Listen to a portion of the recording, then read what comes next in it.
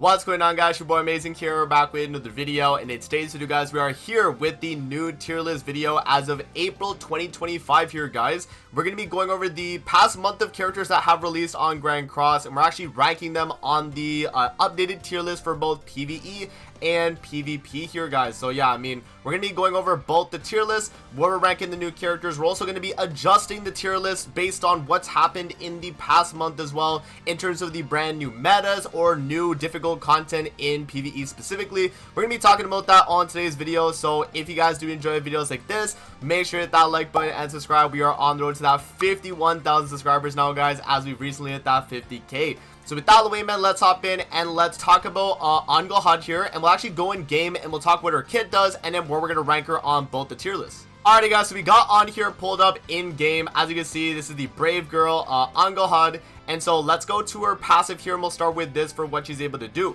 So increases applicable allies basic stats by 5% for each one participating in the battle. Applicable allies are going to be humans, 4 Knights of the Apocalypse, accordingly, right? So you have either humans or 4 Knights. Allies pierce rate increased by 40% and damage taken decreases by 15% for each 4 Knights of Apocalypse ally participating in the battle. Enemies hit by the hero's pure skill are actually infected with a stab wound for 3 turns, and a stab wound is actually going to be damage taken increased by 30% and additional damage equal to 80% of the damage dealt at the end of every turn. When a hero uses a degeneration skill on an enemy affected by a stab wound, the hero's attack related stats will increase by 50%. And if there is an enemy affected by a stab wound on the battlefield, allies basic stats will increase by 10% and damage dealt by 40%. This passive is going to be active when entering battle, guys, so you do have to have this character on field. And so yeah, that is going to be her passive right there. Now moving over to her skills, we have her first skill here being 1000 stabs, inflicts pierce damage equal to 200% of attack on one enemy, and pierce is going to be triple your pierce rate, right? The stat of pierce rate is going to be times 3, and as you guys can see, the scaling is going to be 200, 300, and 500% of attack. Now moving over to her second skill here, we have the Sharp Needle. Inflicts degeneration damage equal to 180% of attack on one enemy. Degeneration is going to be 2 times critical chance increase, and damage dealt 150% against enemies affected by the stab wound. And in terms of the actual scaling here, guys, it's going to be 180% at rank 1, 270 at rank 2, and 450% at the rank 3. Now moving on to her ultimate here, guys, and this is going to be at the 1 out of 6 dupe level. True Seeker increases the hero's critical chance by 80% and critical damage by 100% for 2 turns. Then inflicts spike damage equal to 500% of attack on one enemy. Spike is going to be times 2 your critical damage, on top of the fact that you're getting the 80% crit chance and 100% critical damage regardless of your dupe level. You're always gaining that. The only thing that's changing is going to be the actual percent of the damage. Alright, guys, so now that we've talked about on skill, let's actually move over to the tier list and we'll talk where we're going to rank the characters. So starting off with the PvE tier list. So on in PvE, I'm going to give her the same rank as my general human kind of DPSs, right? So characters like Lancelot, characters like Ultimate Escanor, characters like Yiwa, Mazino. This character on is really good in PvE. I mean, she's going to be a very strong human DPS. She has double single target so that she benefits from the Roxy buff of getting the extra damage past the initial hit. So she is very, very good for, you know, autoing floor 4 or a floor 1 to 3 of a bird, right? Obviously very, very good for that. You know, you look at Deer, you look at Skull and Hottie, she's very good for both. Even Nidhogg, I mean, she does have viability in Nidhogg. I mean, it's not anything crazy, but she is still usable on the fight and fairly good at that on the optimal human team. So definitely gonna be a A-tier character for sure. I'll have her alongside all the other human characters that I would rank in this tier in terms of their strength. You know, it's kind of the same thing, right? Like I would definitely have her in this tier, whereas I don't think she gets to like the S tier with like Xion, LR Liz, and even DK Meliodas. I don't think she's gonna be at that tier. Just because of the fact that humans are a little limited in terms of, like, you know, the hardest content in the game. Like if we're talking rat, we're talking, you know, floor 4 deer, you're not going to be seeing on there, unfortunately. And yeah, she's just not going to be that crazy for those demonic beasts. But other than that, guys, I think she is very, very good in PvE. Now moving over to the PvP side of the game here, guys, we can actually scroll down here and put her into a fairly a solid spot, I would say right now in the A tier, because we do have the human team kind of falling out of the meta. And honestly, now that we've done this, I am gonna actually move Mazino, Nascent. I'm gonna keep Yua there, and you guys will you'll understand why. but I'm gonna be dropping the rest of the human kind of characters that I had from last month because of the way the meta has kind of changed, especially with the, you know, brand new Hell release, and we'll talk about exactly what's gonna happen with that as well. But on in PvP, I mean, she's solid. She's not going to be like a super dominant character or anything like that. She is just kind of a supportive character for when you're running a Lancelot human team. And when you're running Lancelot, I mean, it's going to be a pretty strong team. So like her, you know, Lancelot, you can do that last be like Maz, you know, you can do Yiwa there. Very, very good team, and it is really strong, right? You do have a lot going for it. The only thing right now that I would say is the problem for the Lancelot team is just dealing with goddesses. And even when we get to unknowns, that's also going to be another big team that I feel like is very, very strong in the meta right now. And I just don't think that on right now at this very moment is going to be, you know, at that top echelon of PvP at the moment, guys. I think right now I would say she's definitely an A tier option, and you can definitely run her in PvP, you know, in the lower tiers. You could be successful, but she's not going to be better than, you know, like the demon team, the goddess team, and even the unknown team that we're going to talk about in a little bit. So that's going to be on right there, guys. Let's actually move on now to Loli Merlin, and we'll talk about her actual kit first, and then where we're gonna rank her on the tier list. Alrighty, guys, so we got Loli Merlin here. Let's talk about exactly what she's able to do, and then we'll actually rank her on the tier list. So for her passive right here, the Bargaining with the Gods increases unknown race allies basic stats by 4% and attack by 7% for each one participating in the battle. The hero's damage taken from skills during the enemy's turn does not exceed 40% of maximum HP. The hero's critical damage increases by 40% when an unknown race ally uses a skill, limit of 3 times, and when a hero uses a skill, attack related stats increase by 2%, and for every 4% of remaining HP, the critical chance increases by 2% for every 1% of diminished HP, and that's going to apply before skill activation. And her passive is just going to be like on, where it's active when entering battle. So moving on to the first skill, guys, Mana Ballista inflicts power strike damage equal to 209% of attack on one enemy. Power strike is going to be additional damage equal to the enemy's resistance. So the higher the resistance, the more damage you're going to do. It's going to be at 209%, 310%, and fill gauge, and then 512% and fill 2 gauge. So, you know, very, very good skill right there. Obviously a very strong single target with fill gauge. Moving on to the second skill here, guys, it's going to be Double Mana Fusion. Inflicts flood damage equal to 110% of attack on all enemies and infects them for 1 turn. Flood is going to be 0.8% additional damage for every percent of remaining HP on self, and infect is going to restrict recovery related stats. And then if we actually see the ranks here, it's going to be 180% on the rank 2, 280% on the rank 3, and it's going to be a 2-turn infect. And then moving on to our holy relic here, guys, Golden Apple of Idun. It's going to be increases the hero's attack by 20% when... Alright, guys, now moving on to our holy relic. This is going to increase the hero's attack by 20% when attacking a debuffed enemy. So obviously Merlin has the fact that she's going to be debuffing them with her AoE, and so her single target is going to do an absurd amount of damage with that holy relic on top of the kit she has with her, you know, her passive and the damage she's dealing. Now moving on to the ultimate here, and this is going to be at the 6 out of 6 dupe level, so this will change depending on your dupes.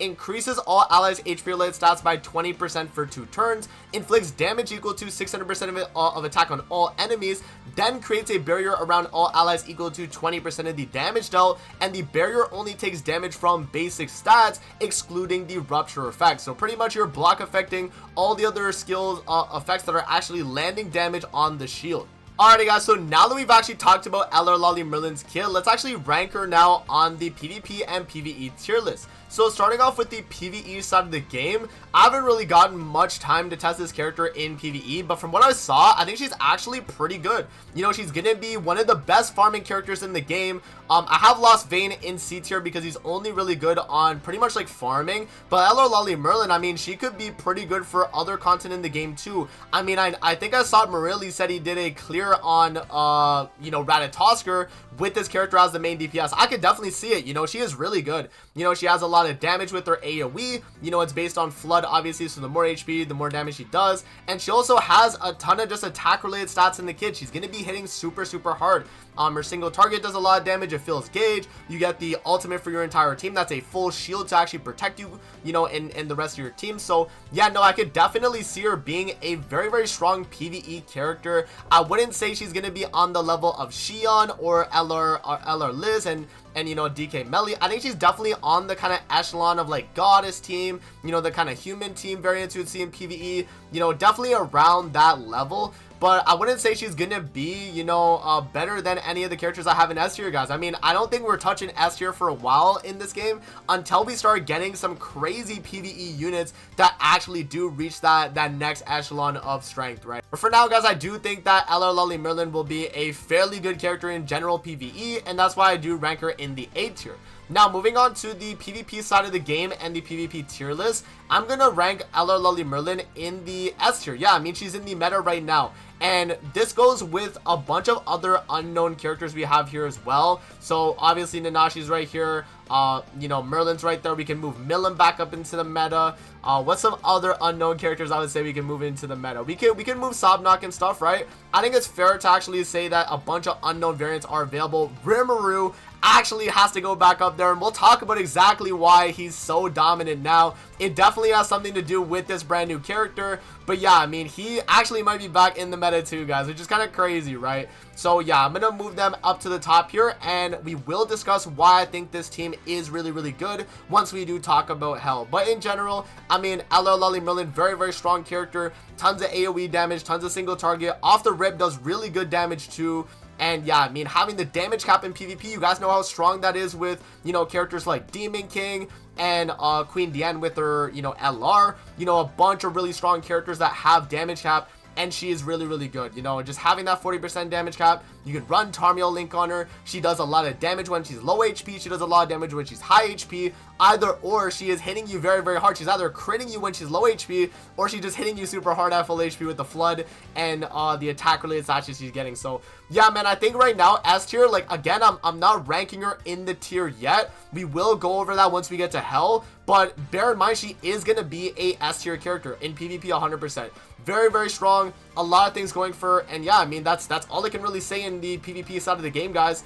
Now with that out of the way, let's move over to the brand new Academy Hell, and we'll talk about where we're going to be actually ranking this character on the tier list. Alrighty, guys, so we got the Raposo Souls Hell, the brand new kind of Hell variant character.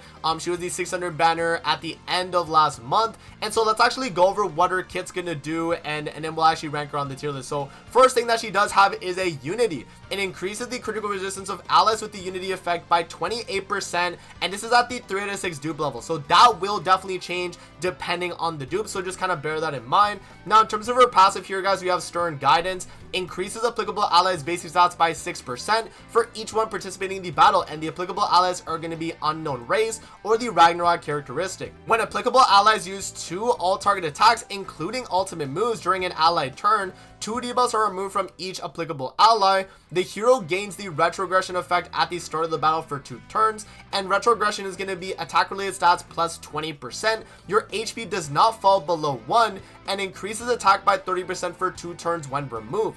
When an applicable ally dies, they are granted retrogression for 2 turns, limit of once, and whenever retrogression is applied on an applicable ally, all stats of the hero is increased by 15%, and applicable allies damage dealt increases by 35% with a limit of 2 times. So moving on to our first skill here, guys, we have Strict Overseer. Inflicts soul damage equal to 150% of attack on all enemies. Soul is going to be 2 times critical chance increase, 3 times pierce rate increase, and damage dealt 120% when an ally has the retrogression effect on the character.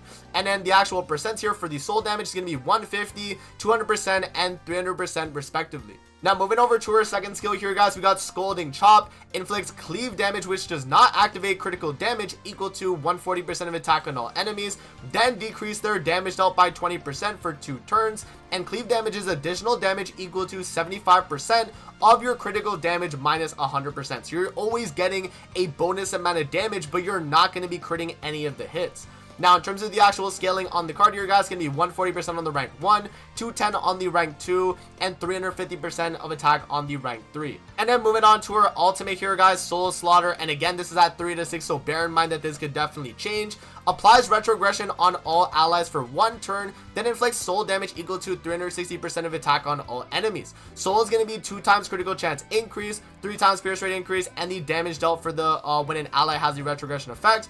Again, you guys know retrogression is attack related stats plus 20%, HP does not fall below 1, and increases attack by 30% for 2 turns when removed. Alrighty guys, so that is going to be the kit right there of the brand new Hell. Now in terms of where we're actually ranking this character on the PvP and PvE tier list, let's start with the PvE side of the game, as you guys might be a little bit shocked where I actually put this character. So right now, Hell in the game is actually gonna be a A tier PvE unit, and in my opinion, I think I would have her in the A tier specifically because of the fact that she is runnable on floor 4 deer. Yeah, I know guys, I know. You know, the fact that she is runnable and I have seen clears now, you know, it's been about a week now in terms of, you know, floor 4 deer releasing, but Hell is an option on that fight and actually can help you win the fight. Now, do I think that she's gonna be a, you know, kind of must run for the fight though? I definitely don't think so. If anything, I feel like Red Miguelda is probably a better character than Hell if we're talking about floor 4 deer. But in general, PvE content, guys, I mean, Hell's going to be really good as a farming unit. She's going to be very, very strong on AoE demonic beasts, so like maybe Skull and Hottie, I think she could be very good. But other than that, I mean, you're only really going to get much use out of her in that floor 4 of the deer if you do not want to build your Red Miguelda. And I think you could also maybe get some farming out of her as well, as she will have the double AoE, which makes it a lot easier to be able to farm in PvE content. So yeah, I mean, overall, guys, she's definitely an A tier PvE character. I wouldn't say she's gonna be any, you know, S tier because of the fact that she is clearing the hardest content in the game, but I think she is very, very good, and you know, I think the A tier is deserving for this character. Now, moving over to the PvP side of the game, guys, this is where I was talking about why I think this character is insanely strong. And so yeah, the unknown team, in my opinion, is gonna be the second best team in the game, beating out the demon team, guys. So we're gonna move up all the unknowns now to that second tier slot, and mainly because of the fact that this team is just really, really dominant right now. I mean, the main variant that I'm seeing right now is probably LR Milim, LR Loli Merlin, and then Hell with like a Nanashi backline. And then like the counter variants are gonna have, you know, like Rimuru in between any of the slots right there. And yeah, I mean, it's a very good team. You know, retrogression allows you to get that revive for your team. That means you cannot die. Like, one of your characters are guaranteed to not die on the turn you take the damage. And also the fact that your Hell will also tank that turn too, you know, gives you a lot of flexibility. I mean, you're able to kind of deal with some of these goddess teams a little bit better. And yeah, that alone is really good. And the reason I have Yua here still, guys, and you know, when we mentioned it with like on here, the thing is with Yua is that she can clutch matches, you know? The fact that Yua can stall out a match and can only, what is it exactly? I think it's like she has to take, I think it's exactly 4 hits before you're actually able to remove her from the fight and actually fully kill her. The fact that she's just able to stall the fight, and you could run her as like a backline support just to come out into the fight and then just die, like in terms of like taking the damage and reflecting, you know, she is an option. And so I've seen a lot of people, you know, give her a shot, and she's good. You know, you can actually just slot her in on any of these teams here. Literally just put her as a backline, right? It's crazy. So yeah, I mean, overall, I think unknowns are definitely number 2 right now. I would say goddesses are still probably the number 1 team overall. You know, we'll have to see exactly how the meta kind of pans out the rest of the month here, guys. But I do think that the goddess team still is going to be number 1. I mean, they have too much power here, right? We're looking at like Melly Ellie, you know, Mael, LR Margaret, Sariel backliner, Elab backline, right? Like, the team is really good right now. Very, very strong team overall. Now, I do think that the unknown team can compete, but that's why I got them number 2, because I don't necessarily think that in a matchup where both of them are at the same amount of investment, I think the goddess team is kind of clearing right there, man, unfortunately for the Hell team. But yeah, overall, very, very strong team, guys. A lot of variants you can do. That's why I put all these extra characters here. Same with the demon team. The demon team is pretty good right now, but I wouldn't say it's going to be better than unknown or goddesses at the moment. But I would definitely give it the number 3 best team in the game. And then you also have the kind of Yua teams. Any team that slots in Yua on the setup is going to be very good as well, just because of the fact that she's able to stall those extra 2 turns. But you have to take 2 turns to kill this character. You have to attack her 3 times, and then you attack her once, and then follow up to kill her. And remember that she's reflecting all the damage too. So with that being said, guys, I mean, she gotta be in the slot just for the fact that she's stalling out PvP matches. So yeah, that is going to be where I'm ranking these characters at the moment. Now, we did get a few holy relics recently as well, guys. Transcendent Bond and Demon King, but I don't think the Holy Relics are going to change their placement specifically. I think they are going to stay in the exact tiers that they were at, since, they were either already meta like Demon King or Bond, where I think they're sub-meta right now. Like, they're still usable, but the Holy Relic doesn't make them that insane to be, like the top of the meta or anything like that. So there we go, guys. That is going to be my updated tier list as of April 2025. Let me know what you guys think in the comment section below. Again, I'm going to link these in the description so you guys can actually see all the characters that are on this tier list, and you guys can give it a kind of look here and see what characters you're, looking to actually run on this content. So that's going to be it for the video. I hope you guys did enjoy. Let me know what you guys think about the characters and where I rank them. Do you guys agree or do you guys disagree? Let me know down in the comment section below. But that's going to be it for the video. I hope you guys did enjoy, and I'm going to see you guys on the next one, man. Peace out. Have a great rest of your day, guys. See you later, man.